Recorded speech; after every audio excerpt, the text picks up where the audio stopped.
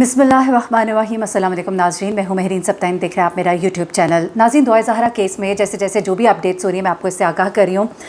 इस वक्त मेरे पास कुछ बहुत ही हसास मालूमात हैं जो इस वीडियो में तो नहीं, अगली वीडियो में आपके साथ शेयर करूँगी, जिसमें एक बहुत बड़ा नेटवर्क जो है उसके बारे में मालूमात हासिल हो गई है इस वक्त पुलिस को, और शायद आने वाले दिनों में आप, बल्कि शायद नहीं यकीनन अनकरीब आप सुनेंगे इस पूरे केस का ड्रॉप सीन होगा। लेकिन उससे पहले मैं इस वीडियो में आपको कुछ और बातें बताना चाहती हूँ। मैं आपको बताना चाहती हूँ कि दुआ ज़हरा के वालिद एक ख़तरनाक ऐलान कर दिया है। अब उन्होंने जो इरादे किए हैं वो उनके क्या है मैं आपको बताती हूँ। उन्होंने कुछ बातें और मज़ीद शेयर की हैं। दूसरी बात मैं आपको बताऊँगी कि ज़हीर बेसिकली कौन है, ज़हीर कहाँ से ताल्लुक़ रखता था, कौन है इसकी वालदा, इसके बारे में इसके अहले महल्ला क्या कहते हैं, ये सब भी। उसके अलावा मज़ीद दुआ ने कुछ अपने वालिद पर इल्ज़ामात लगाए है, और वो सब क्या है, और वकील साहब जिन्होंने इन दोनों की शादी कराई है, ये वकील कौन है, और इस वकील ने इन दोनों बच्चों के बारे में क्या कहा है। मैं बच्चे क्यों कह रही हूँ, क्योंकि आप लोग भी बज़ाहिर देख सकते हैं कि दोनों जो है ये कम उम्र लगते हैं, और ये दोनों जो है, ये लड़का जो है इसकी उम्र अगर बहुत ज़्यादा भी हो तो ये लड़का 19-20 साल से ज़्यादा का नहीं लगता है। और जिस वक्त उसकी दोस्ती दुआ ज़हरा के साथ हुई है उस वक्त 3 साल पहले का वक्त, उस वक्त इससे भी कम उम्र था। तो ये बातें बहुत से शकूक व शुबहात को पहले तो जन्म दे रही थी, और उसके बाद अब कुछ मज़ीद सबूत सामने आए हैं जो तक़वियत दे रहे हैं इस बात को कि वाक़तन मामला ऐसा नहीं है जैसा कि दिखाई दे रहा है। ये बहुत ही टेढ़ा है, जलेबी की तरह। लेकिन पहले ज़रा आ जाते हैं कि बच्ची के वालिद ने क्या कहा है। बच्ची के वालिद जो है उन्होंने ये कहा है कि बेटी जो है इस वक्त जो भी बात कर रही है उसे दबाव के तहत उससे सब कुछ कहलवाया जा रहा है, या पहले भी सुन चुके हैं।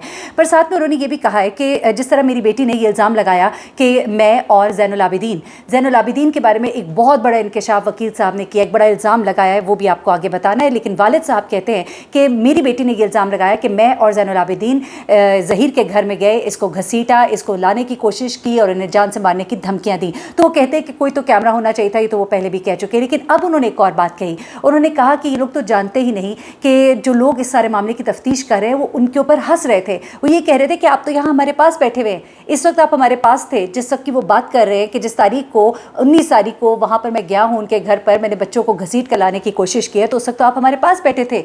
ये लोग तो उनके ऊपर हंस रहे हैं, और वो कहते हैं कि इसका सबसे बड़ा प्रूफ ये है कि ये लोग झूठ बोल रहे हैं।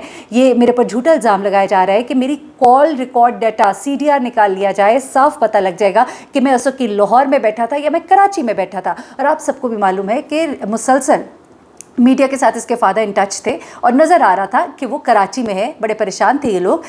तो ये सारी बातें जो है ये एक बड़ा फैक्ट है। अब उसके वालिद ने ये कहा है, कि मैं इस मामले को छोड़ूंगा नहीं, मैं ज़रूर, हम लोग रिव्यू पिटिशन में गए हैं, हम रिव्यू पिटिशन में जा रहे हैं, हम सुप्रीम कोर्ट का दरवाज़ा खटखटाएंगे। मैं बिल्कुल भी अपनी बेटी को इन लोगों के हाथों यरगमाल नहीं बनने दूंगा, अपनी बेटी को मैं इस्तेमाल नहीं होने दूंगा। ना ये बेटी मेरे पास चाइल्ड प्रोटेक्शन ब्यूरो के पास चली जाए, लेकिन वहाँ पर ना रहे जहाँ पर इसको इस्तेमाल किया जा रहा है। मैं इसके चेहरे से देखकर अंदाज़ा लगा सकता हूँ, जिस तोते की तरह रट्टे हुए अंदाज में वो जुमले तमाम दोहरा रही है, एक जुमला भी बगैर दोहराए, यानी कि एक ही जुमला दोनों बता रहे हैं, कोई ना ऊपर ना नीचे, कोई दूसरी और तीसरी बात नहीं है, जिसका मतलब ये है कि उन्हें बाकायदा तौर पर सबक याद कराया गया है। तो उन्होंने कहा है कि मैं अपनी बेटी को इस तरह बेयार मददगार नहीं छोड़ूंगा, मैं रिव्यू पिटिशन में गया हूँ, मैं सुप्रीम कोर्ट का दरवाज़ा खटखटाऊँगा, मैं अपनी बेटी के लिए जहाँ तक हो सकेगा मैं जाऊँगा। तो ये इरादा जो है बच्ची के वालिद ने किया है। अब ज़रा मैं आगे आ जाती हूँ वकील साहब की तरफ।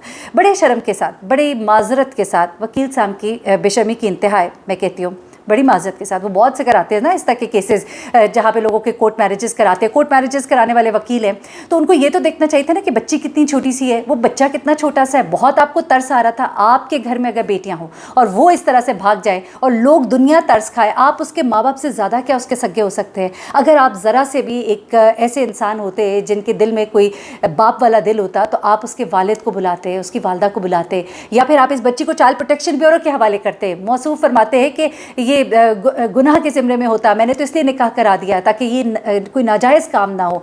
भाईजान, बहुत से और तरीके होते हैं नाजायज़ काम रोकने के, ये तरीका नहीं था। ये आपने जो किया है, आपने बच्चों को यरगमाल बनने दिया है, आपने इस लड़की को यरगमाल बनने दिया है। अच्छा, उसके बाद ये कहते हैं कि बेसिकली ये दोनों लड़का लड़की मेरे पास आए, ये परेशान भी थे, इन्होंने कहा कि हम निकाह करना चाहते हैं। मैंने लड़की से कहा अपने घर वालों को बुलाओ, उसने कहा मैं तो उनसे भाग कर आई हूँ, मैं तो नहीं बुला सकती। लड़के को जब मैंने बुलाया तो लड़के ने अपने घर वालों को बुला लिया। अब वकील साहब फरमाते जी लड़के ने अपने घर वालों को बुला लिया। जी कौन घर वालों को बुलाया? एक अपने भाई और अपने एक कज़न को, यानी सारे छड़े छांट इकट्ठे कर लो मोहल्ले के और लोगों की बच्चियां उनके साथ भगा दो।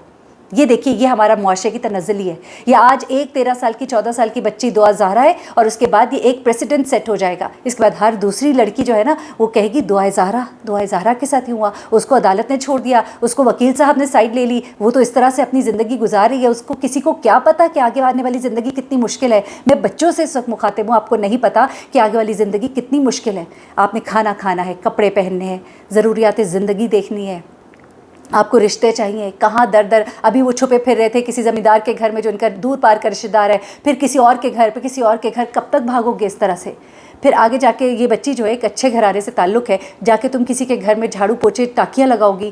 میں اس بچی کو بھی نہیں, مجھے تو لگتا ہے اس وقت یہ انڈر پریشر ہے, لیکن کوئی بھی بچی جو اس طرح کی حرکت کرے میں اس کو یہ پیغام دے رہی ہوں کہ زندگی مشکل ہے, آسان نہیں ہے. یہ صرف آپ کو سامنے دکھائی دیتا ہے کہ یہ رنگینیاں ہیں, یہ خوبصورتیاں ہیں. زندگی میں بہت سی مشکلات ہیں. آگے چلتے ہیں. اچھا, ابھی وکیل صاحب جو ہے انہوں نے کچھ اب الزامات لگائے اس کے والد کے اوپر, اور انہوں نے ایک بہت بڑا الزام لگایا. انہوں نے کہا کہ اس کے والد جو ہے بچی کے, وہ پراپرٹی کے مسئلے میں پھنسے ہوئے تھے اپنے بڑے بھائی کے ساتھ, اس لیے انہوں نے اپنی بیٹی کا سودا کیا. بھائی کا ایک بیٹا ہے جس کا نام ہے زین العابدین. زین العابدین ان کے مطابق اس بچی سے عمر میں بہت بڑا ہے, دگنی عمر کا ہے, اور اس کے والد نے اب اس کے اوپر فورس کرنا اس کو شروع کر دیا تھا, پریشرائز کرنا شروع کیا تھا کہ تم زین العابدین سے شادی کر لو تاکہ یہ میرے زمین کے جو مسئلے ہیں وہ حل ہو جائے.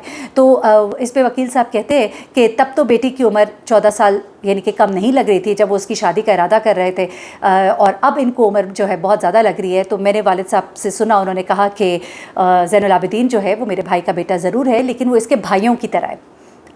کوئی ذہن میں ہو کبھی شادی کا ارادہ, خاندانوں میں شادیاں ہوتی ہیں, لیکن وہ کہتے ہیں میں کبھی بھی اپنی بچی کے لیے زبردستی کا نہیں سوچتا, یا میں کوئی زبردستی اس کی شادی نہیں کرنا چاہتا تھا.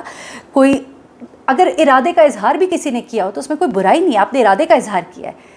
اجازت لینی چاہیے, بچوں سے پوچھنا چاہیے, انفیکٹ بچوں کی مرضی حاصل کرنی چاہیے. اسی طرح ولی کا شادی میں ہونا بھی بہت ضروری ہے, یعنی کہ ماں باپ کے بغیر یہ شادی جو ہے یہ بھی شرعاً درست نہیں ہے. اگر دیکھا جائے وہ کہتے ہیں جی بالغ ہے شادی کر لے, اس طرح نہیں ہے. اسلام میں تو ولی کا ساتھ ہونا لازم ہے.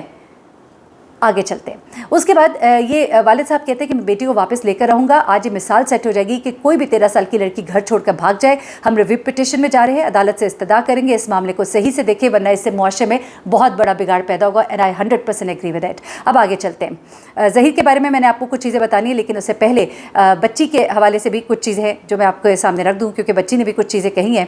اس نے یہ کہا ہے کہ میرے والد جو ہے مجھ پر سختی کرتے تھے, وہ سارا دن رات گھر پہ رہتے تھے. یہ بات اس نے وکیل کو بتائی, پھر وکیل آگے یہ باتیں بتائی ہیں. اس نے کہا ہے کہ والد اس کے سارا وقت گھر پہ رہتے تھے, آن لائن کام کرتے تھے, 3 بہنیں اور بھی ہیں, گھر کا ماحول بہت گھٹا سا ہے.